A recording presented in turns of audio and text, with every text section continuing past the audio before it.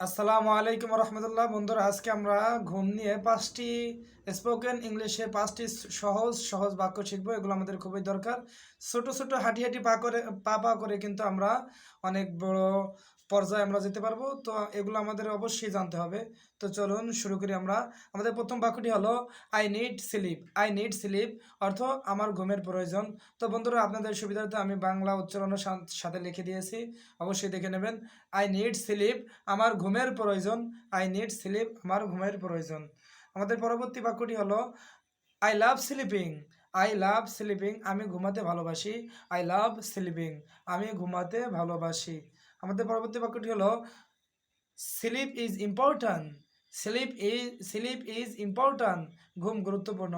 Slip is important, ঘুম গুরুত্বপূর্ণ। আমাদের পরবর্তী বাক্যটি হলো I am sleepy. I am sleepy, আমার ঘুম পাচ্ছে। আই অ্যাম স্লিপি, আমার ঘুম পাচ্ছে। আমাদের 5 নম্বর বাক্যটি হলো গুড নাইট, শুভরাত্রি।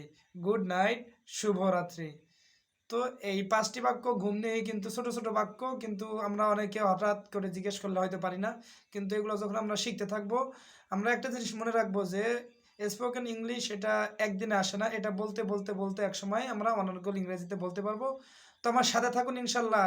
আমি আপনাদেরকে ওয়াদা দিচ্ছি যে আমরা একসময় সবাই একত্রিত হব ইনশাল্লাহ স্পোকেন ইংলিশের জন্য, এবং এমন একটি পরিবেশ তৈরি করব যেখানে আমরা সবাই একে অপরের সাথে ডিবেট করব, বিতর্ক করব ইংরেজিতে। ইনশাল্লাহ আমার সাথে থাকেন, এটা সম্ভব হবে। আসসালামু আলাইকুম।